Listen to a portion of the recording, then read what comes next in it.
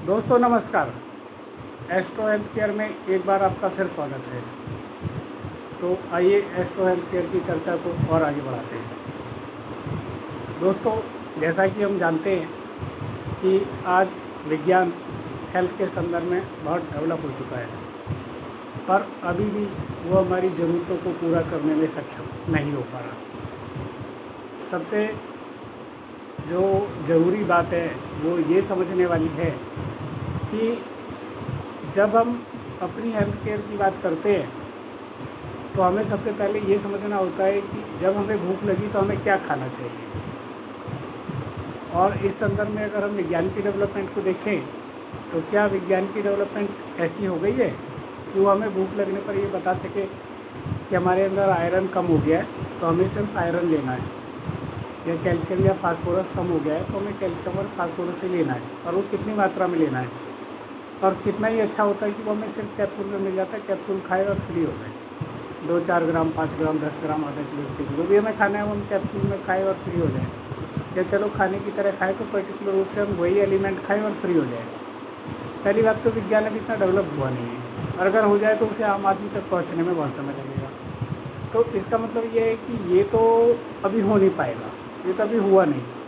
तो इससे आपको ये तो पता चलता नहीं कि आपको अभी क्या खाना है, कैसे खाना है, कब खाना है, क्यों खाना है, कितना खाना है। इसका मतलब भूख लगने पर हम बहुत सारे एलिमेंट खाने के लिए मजबूर हैं। इसी तरह से आयुर्वेद है जो आपको ये बताता है कि कब कितना क्या खाना चाहिए, किसमें क्या तत्व बढ़ सकता है, किसमें क्या तत्व घट सकता है। उसमें भी बहुत ज़्यादा ज्ञान दिया हुआ है, पर ना तो हम वो ज्ञान प्राप्त कर सकते हैं और ना ही हम उसको फॉलो कर सकते हैं, क्योंकि बात फिर भी वही आती है कि अभी हमें ये तो पता चलेगा ही नहीं।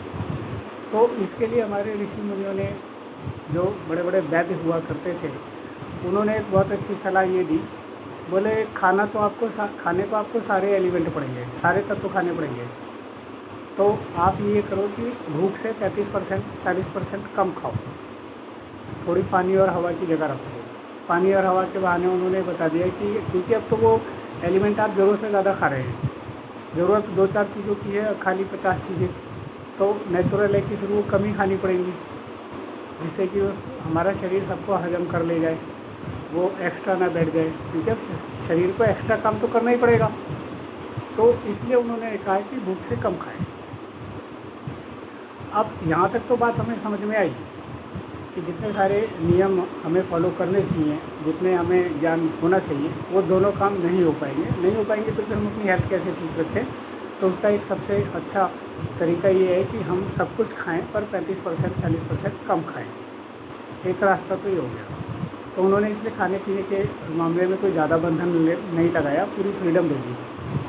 अब बात दूसरी आती है कि ऐसा क्या करें कि जिससे हमारे शरीर में जो हमें वात पित्त कफ का बैलेंस बनाना है, या जो हमें अपने शरीर की बैलेंस्ड डाइट लेनी है, मतलब वो पचने के बाद बैलेंस्ड हो जाए, ऐसा हम क्या करें।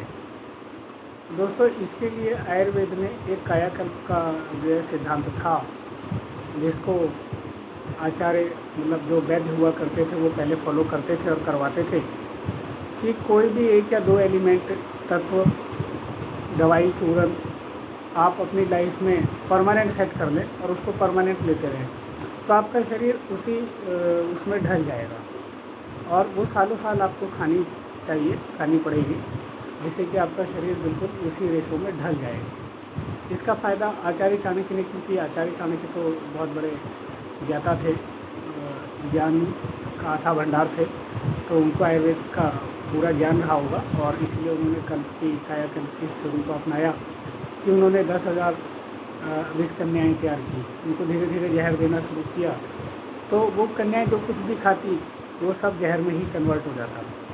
ठीक इसी तरह से अगर हम कोई शरीर को ठीक करने के लिए कोई कल्प, जैसे त्रिफला या कोई एस्ट्रो हेल्थ का कल्प जो है, जो कि त्रिफला के माध्यम से उसमें और 2-3 जो है जड़ी बूटियाँ मिला के जब हम उसको बनाते हैं आपकी कुंडली के अनुसार, तो उसको अगर हम परमानेंट अपनी लाइफ से जोड़ लें तो हमें जीवन में खाने पीने में मस्ती आ सकती है। इसके अलावा और अगर हम सोचते हैं कि हमारे पास कोई और बेटर आइडिया हो, तो वो अभी संभव नहीं है।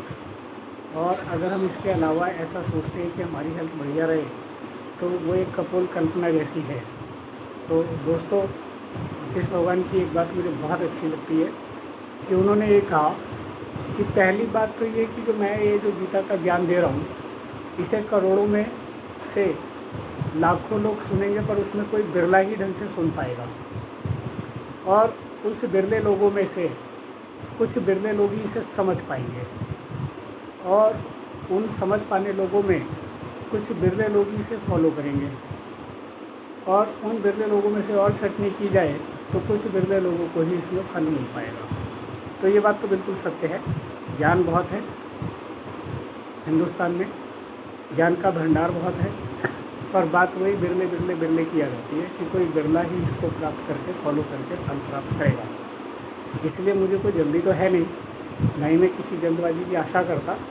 मुझे पता है कि कोई बिरला ही इसको सुनेगा, समझेगा, और वो इसके फल को प्राप्त करेगा।